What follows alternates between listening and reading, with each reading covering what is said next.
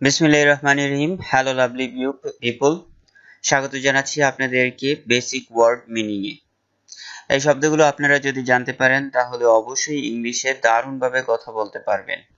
ইংলিশে যত ধরনের কথা আছে আপনি যদি এই শব্দগুলো শিখতে পারেন তাহলে অবলীলায় কোনো রকম আটকানো ছাড়াই আপনি ইংলিশে কথাগুলো বলতে পারবেন।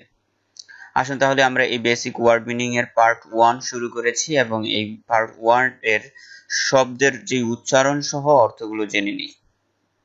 খুব অল্প সময়ে আমরা জানবো। তা আপনাদের প্রতি রিকোয়েস্ট রইল আপনারা শুরু থেকে শেষ পর্যন্ত সম্পূর্ণ পর্বটি না টেনে দেখবেন। So let's get start.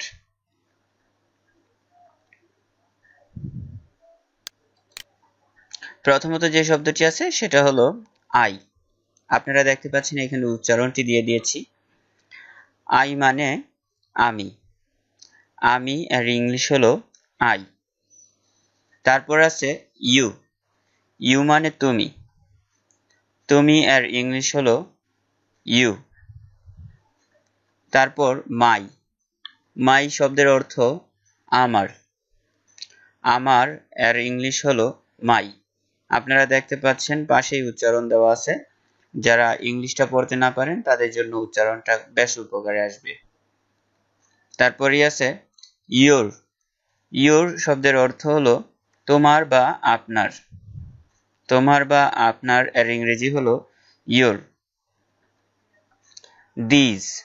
This শব্দের অর্থ হলো এটা। এটা এর ইংলিশ হলো দিস। হি। হি শব্দের অর্থ হলো সে। পুরুষদের বোঝানো হয়। সে এর ইংলিশ হলো হি। তারপরে আছে শি। শি শব্দের অর্থ হলো সে। এই শি দ্বারা মহিলা বোঝানো হয়। সে মহিলা বোঝানো হলে তাহলে তাকে ইংলিশে বলবেন শি। তারপর পেন্সিল। পেন্সিল শব্দের অর্থ পেন্সিল। পেন্সিল এর ইংলিশ হলো পেন্সিল। তারপর বুক। বুক শব্দের অর্থ হলো বই। বইকে ইংরেজিতে বুক বলা হয়। তারপরে লেখা আছে ইঙ্ক। ইঙ্ক শব্দের অর্থ হলো কালি। কালিকে ইংলিশে বলা হয় ইঙ্ক। এরপর যে শব্দটি সেটা হলো পেপার। পেপার শব্দের অর্থ কাগজ।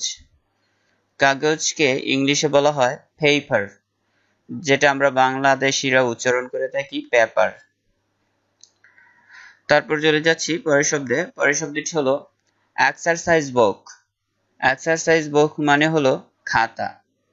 খাতা এর ইংলিশ হলো এক্সারসাইজ বুক। তারপর চলে যাচ্ছি পরের শব্দে। পরের শব্দটি হলো ফ্যান। ফ্যান। ফ্যান শব্দের অর্থ কলম। কলমকে ইংলিশে বলা হয় ফ্যান, যেটাকে আমরা বাংলায় উচ্চারণে বলি পেন। তারপর পিন। পিন শব্দের অর্থ পিন। পিনকে ইংলিশে বলা হয় পিন, যেটাকে আমরা বাংলা উচ্চারণে অনেক সময় বলি পিন, যেটা আপনারা ব্র্যাকেটে দেখতে পাচ্ছেন। তারপরে চলে যাচ্ছি পরের শব্দে। পরের শব্দটি হলো টেবিল। টেবিল শব্দের অর্থ টেবিল। টেবিলকে ইংলিশে বলা হয় টেবল। আমরা বাংলা উচ্চারণে বলে থাকি টেবল বা টেবিল। তারপর চলে যাচ্ছি পরের শব্দে। পরের শব্দ হলো চেয়ার। চেয়ারকে ইংলিশে চেয়ারই বলা হয়, বাংলা অর্থ চেয়ার।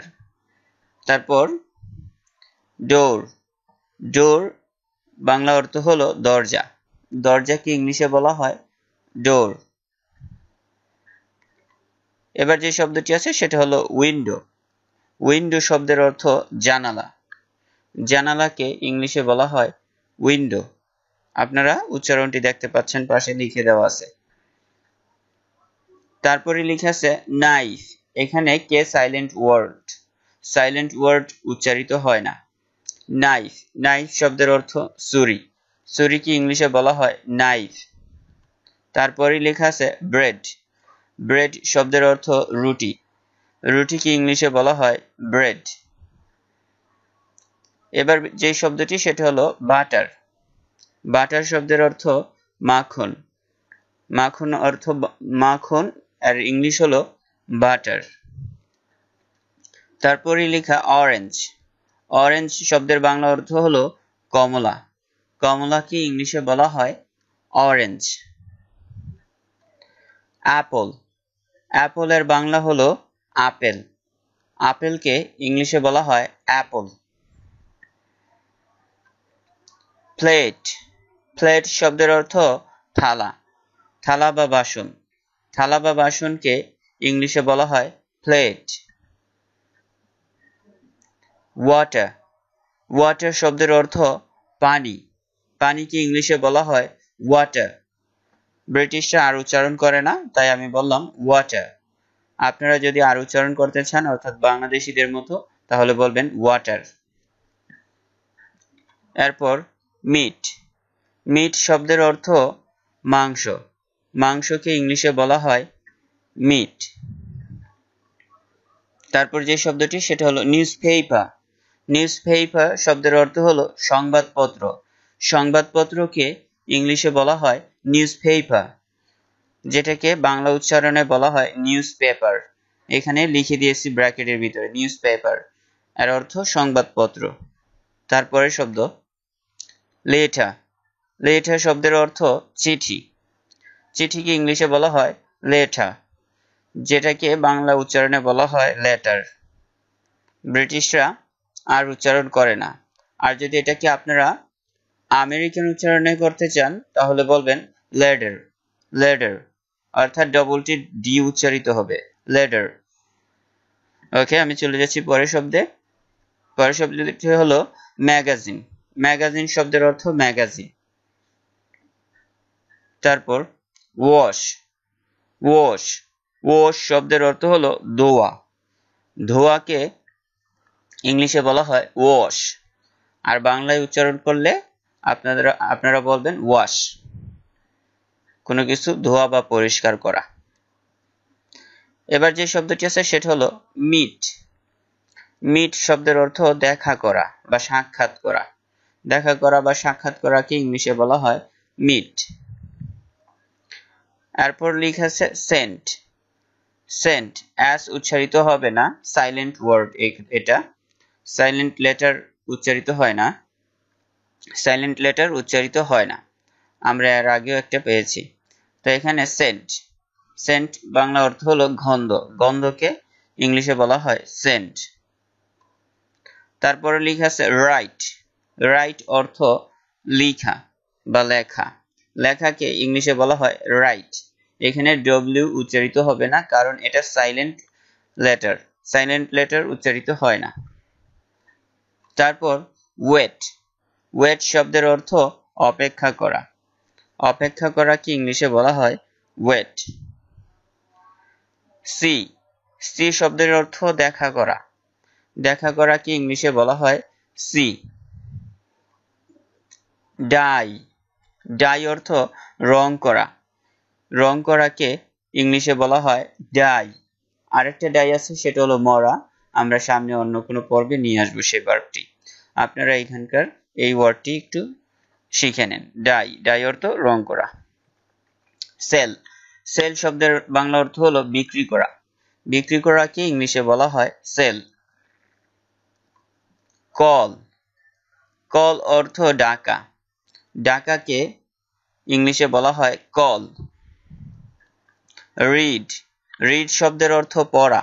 পড়াকে ইংলিশে বলা হয় রিড। রেইন। রেইন শব্দের অর্থ বৃষ্টি। বৃষ্টিকে ইংলিশে বলা হয় রেইন। তারপর লেখা আছে স্টাডি। স্টাডি মানে হলো পড়াশোনা করা। পড়াশোনাকে ইংলিশে বলা হয় স্টাডি। এরপর ডে। ডে। ডে শব্দের অর্থ দিন। দিনকে ইংলিশে বলা হয় ডে, যেটাকে আমরা বাংলা উচ্চারণে বলি ডে। হোটেল। হোটেল শব্দের অর্থ হোটেল। হোটেলকে ইংলিশে হোটেলই বলা হয়। তারপর রিভার, রিভার শব্দের অর্থ নদী, নদীকে ইংলিশে বলা হয় রিভার, যেটাকে আমরা বাংলা উচ্চারণে বলি রিভার, অর্থাৎ আর উচ্চারণ করি, ব্রিটিশরা আর উচ্চারণ করে না, রিভার। তারপর নিউজ, নিউজ শব্দের বাংলা অর্থ হলো সংবাদ, সংবাদকে ইংলিশে বলা হয় নিউজ। চলে যাচ্ছি পরের শব্দে, ট্রাভেল, ট্রাভেল শব্দের অর্থ ভ্রমণ করা, ভ্রমণ করাকে ইংলিশে বলা হয় ট্রাভেল। তারপর স্কাই, স্কাই শব্দের অর্থ আকাশ, আকাশকে ইংলিশে বলা হয় স্কাই। হ্যান্ড, হ্যান্ড শব্দের অর্থ হাত, হাতকে ইংলিশে বলা হয় হ্যান্ড। এরপর লেখা আছে স্নো, স্নো শব্দের অর্থ তুষার, তুষারকে ইংলিশে বলা হয় স্নো। তুষার আমাদের দেশে হয় না, ইউরোপ বা আমেরিকান দেশগুলোতে, অর্থাৎ ইউরোপে বেশি হয় তুষারপাত, বরফ পড়ে আকাশ থেকে, আপনারা জানেন আকাশ থেকে প্রচুর পরিমাণে বরফ পড়ে। তারপর ওপেন, ওপেন শব্দের অর্থ খোলা, খোলাকে ইংলিশে বলা হয় ওপেন, ওপেন অর্থ আবার চালু করাও, তো আপনারা বাংলা উচ্চারণ করবেন ওপেন।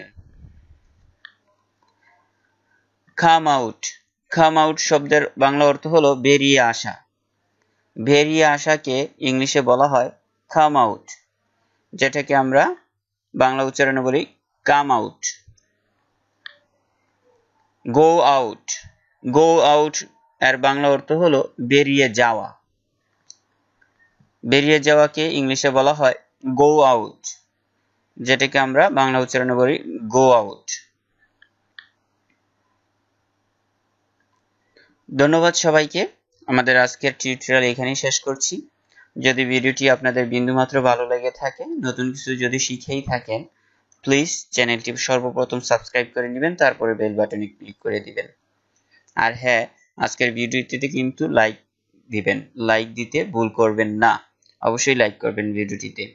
আর আজকের পর্বটি কেমন হয়েছে বা আমার কি ধরনের উন্নয়ন দরকার বা কি ধরনের পরামর্শ আপনারা দিতে চান তা কমেন্ট বক্সে জানিয়ে দিন। দেখা হবে পরবর্তী ভিডিওতে, সে পর্যন্ত সবাই ভালো থাকুন, সুস্থ থাকুন, নিরাপদ থাকুন, একে অপরকে সাহায্য সহযোগিতা করুন। আল্লাহ হাফেজ।